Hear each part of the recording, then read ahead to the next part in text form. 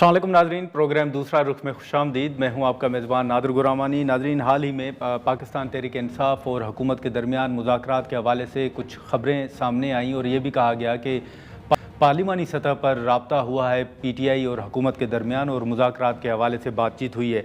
लेकिन अभी कुछ बयानात ये भी आ रहे हैं, जैसे राना सनाउल्लाह साहब का बयान है कि जो तहरीक है वो कामयाब नज़र नहीं आ रही, जो मूवमेंट है वो। और इसी के साथ साथ अब अगर बात करें तो ये मूवमेंट नाकाम तो हुई है, लेकिन इस मूवमेंट के नाकाम होने के साथ साथ जो मुज़ाकरात का ऑप्शन है शायद वो भी नहीं बचेगा।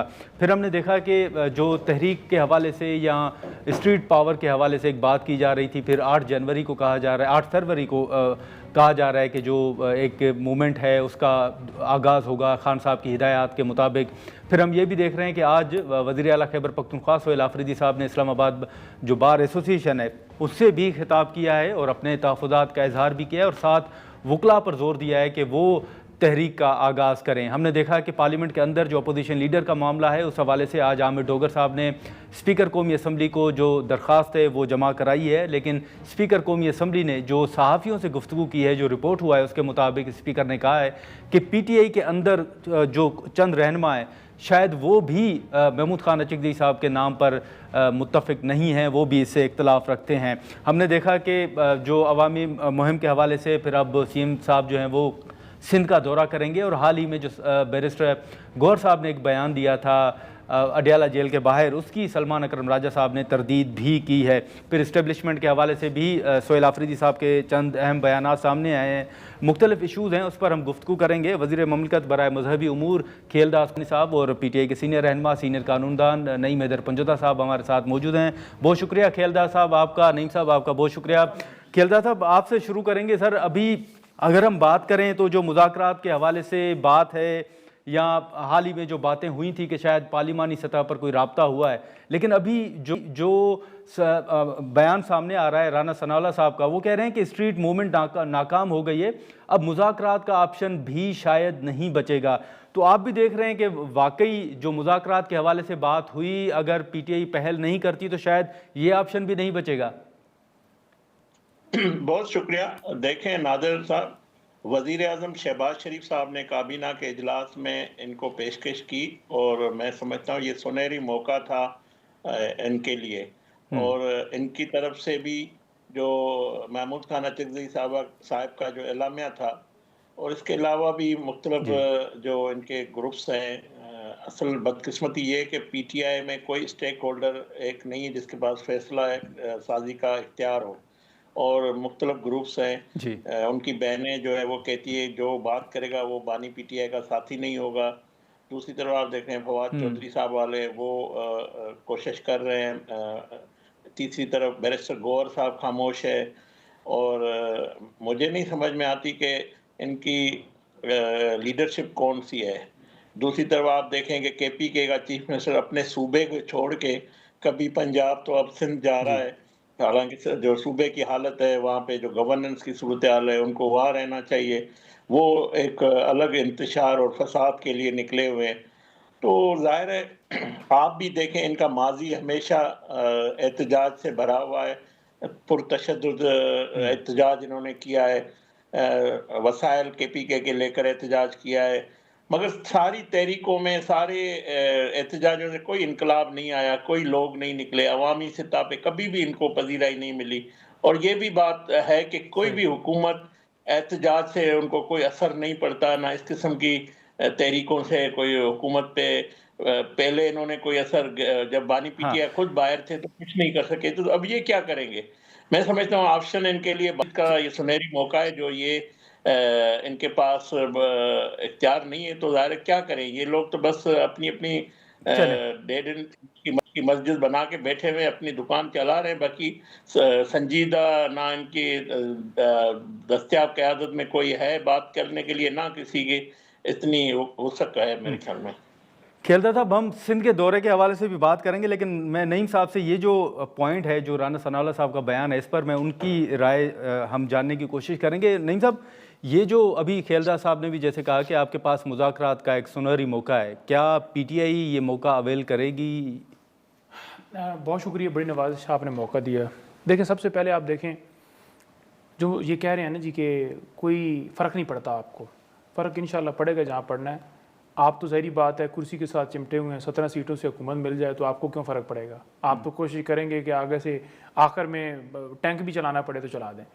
تو ہم دیکھیں کوشش کر رہے ہیں ذاتی مفادات کی نہیں، پاکستان میں رول آف لا کے لیے، پاکستان کے اندر امن کے لیے، پاکستان کی معیشت کے لیے، خودداری کے لیے، پاکستان کی عوام کے لیے، پاکستان کے فیوچر کے لیے، آنے والی نسلوں کے لیے. یہ جو قبضہ بنایا گیا ہے، یہ جو 75 سال سے قبضہ ہے، یا جو ان کو اقتدار بار بار دیا گیا ہے چوروں لٹیروں کو، جن کے بارے میں یہ کہا جاتا تھا صحافیوں کو بلا کے کہ یہ دونوں خاندان انہوں نے ملک لوٹ کے کھا گئے ہیں، آج ان کو بٹھایا گیا. اس قبضے سے بھی ہم نے جان چھڑوانی ہے.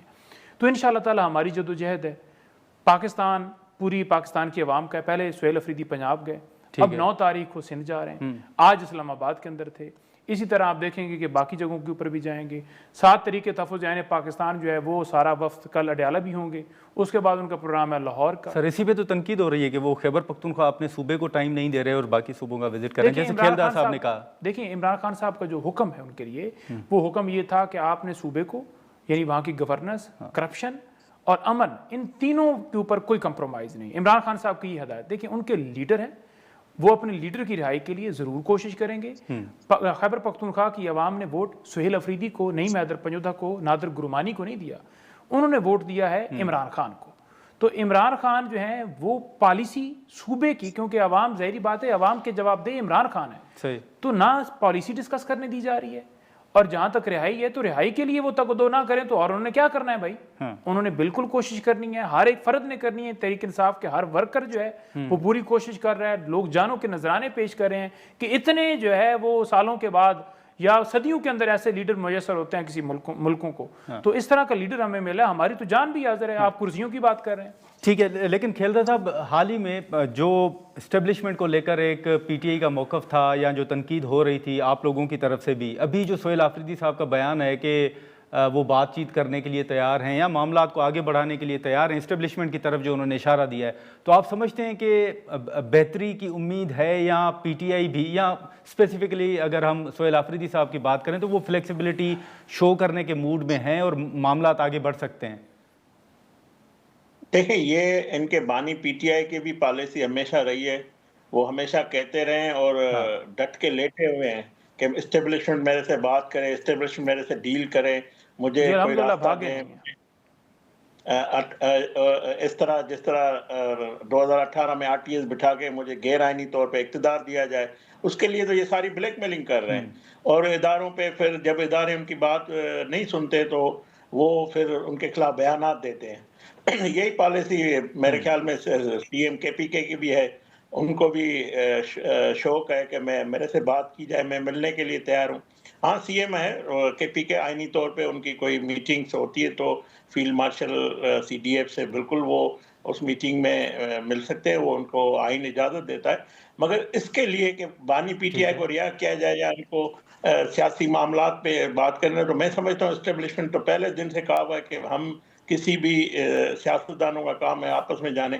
باقی رہی بات جو یہ کہہ رہے ہیں بھائی، عمران خان جو ہے بانی پی ٹی آئی ان کو کوئی غیر قانونی جیل میں تو نہیں رکھا ہوا ہے، ان کو سزائیں آئی ہوئی ہے بھائی. 190 ملین جو چوری ہے جو لندن میں جو انہوں نے کیا ہے، ملک ریاض کو پیسے دیے ہیں غیر قانونی طور پہ، یا توشہ خانہ میں جو ڈاکے لگے ہوئے ہیں، یا ابھی 9 مئی کا جو ان کے کیسز ہیں، تو یہ جو سزائیں آئی ہوئی ہے جیل میں، سزا تو ان کو بھگتنی پڑے گی. اگر بے گناہی بھی ثابت کرنی ہے نہیں، لیکن سر ملاقاتیں تو ہو سکتی ہیں نا. کھیلدار صاحب چلیں وہ ان کو سزا ہوئی ہے، لیکن آپ سمجھتے ہیں کہ جو سی ایم جا رہے ہیں ان کو بھی ملاقات کی اجازت نہیں مل رہی، تو پھر آپ سمجھتے ہیں کہ یہ درست عمل ہے؟ یا پہلے جو آپ کہہ رہے تھے کہ یہ حکومت تو رکاوٹ ہے ہی نہیں بیچ میں، لیکن اب آپ کھل کے کہتے ہیں کہ ملاقات نہیں ہونے دیں گے، تو اب ہم یہ کہہ سکتے ہیں کہ جو ملاقاتیں نہیں ہو رہی ان میں رکاوٹ حکومت اب خود ہے؟ نادر صاحب دیکھیں، وہ ایک سزا یافتہ مجرم ہے، نہ اس کے پاس پارٹی کا کوئی عہدہ ہے، نہ وہ کاؤنسلر بن سکتے ہیں، نہ کوئی وہ صوبے کو وہ نہیں چلا سکتے. جس کے اختیارات سہیل صاحب کے پاس ہیں وہ کے پی کے سنبھالے. آپ کو بھی پتا ہے ان کی جو بہن ہے اس کو حکومت نے ایک انڈرسٹینڈنگ کے تحت ملاقات کرنے کا موقع دیا. باہر جو آ کر گفتگو کی، کیا یہ جیل مینول یہ اجازت دیتا ہے یا یہ قانون اجازت دیتا ہے ایک مجرم بیٹھ کے اداروں کے خلاف، ملک کے خلاف تقریریں جو بہنوں کو پیغام لکھ کے دیں، وہ آ کے اپنے ایکس پوسٹ چلائیں اور اس کے علاوہ وہ جا کے پریس کانفرنسیں کریں. تو یہ تو حکومت کبھی بھی اس طرح اجازت نہیں، نہ یہ آئین کے تحت میں سمجھتا ہوں جیل مینول یہ اجازت ہی نہیں دیتا ہے. ناظرین یہاں پر ایک مختصر سا بریک لیتے ہیں اور بریک کے بعد گفتگو کو آگے بڑھاتے ہیں.